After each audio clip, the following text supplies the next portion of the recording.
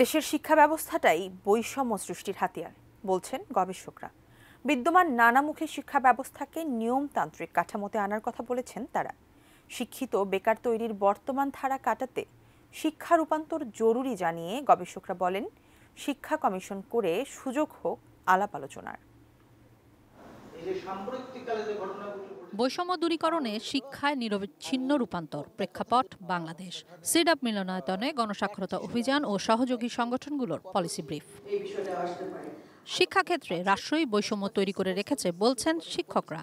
11,750 টাকা দিয়ে একজন শিক্ষককে পুষবেন, তার কাছে কোয়ালিটি শিক্ষা চাবেন, এইটা কি সম্ভব?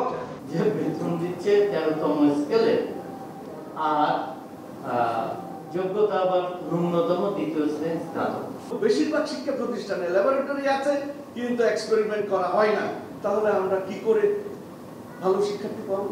ইউনেস্কো বিশ্ব ব্যাংকের রিপোর্ট অনুযায়ী বিশ্বের স্বল্প ও মধ্যম আয়ের দেশের 53% শিক্ষার্থীরই সাধারণ লিখিত বক্তব্য পড়ে ও বোঝার দক্ষতা নেই। আর এই শিখন দারিদ্রতা বাংলাদেশের শিক্ষার্থীদের মধ্যে আরও বেশি বলছে প্রাথমিক ও গণশিক্ষা মন্ত্রণালয়ের রিপোর্ট। দেশের সার্টিফিকেটধারী বেকার প্রায় 26 লাখ, বিশ্ববিদ্যালয় থেকে পাশ করে কর্মহীন আছে আরও প্রায় 8 লাখ। বিজ্ঞানের মৌলিক জ্ঞান না থাকাটা বড় বাধা হচ্ছে কর্মক্ষেত্রে। 80% শিক্ষার্থী বিজ্ঞানের মৌলিক ধারণা না পেয়েই মাধ্যমিক শেষ করছে। আবারও নবম শ্রেণী থেকে বিভাজন আনা শিক্ষা ও সমাজে বৈষম্য বাড়াবে জানালেন গণসাক্ষরতা অভিযানের নির্বাহী পরিচালক রাশেদা কে চৌধুরী। মাঠের অলরাউন্ডার আমি, আর ঘরের allrounder Tylox. Tylox toilet cleaner, clean মানেই টাইলক্স। গ্লোবালি শিক্ষাটা সাইড লাইনে চলে গেছে।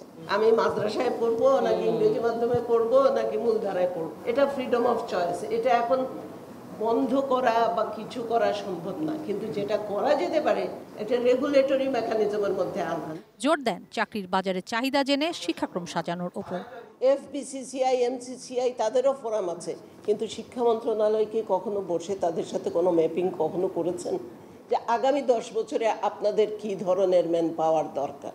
সেই অনুযায়ী শিক্ষা ব্যবস্থাটাকে সাজানো খুব জরুরি। অংশীজনদের কথা বিবেচনায় নিয়ে কখনোই শিক্ষার কোনো প্রকল্প হয়নি জানান প্রাথমিক ও উপানুষ্ঠানিক শিক্ষায় সংস্কার বিষয়ক পরামর্শ কমিটির প্রধান অধ্যাপক ডক্টর মঞ্জুর আহমেদ।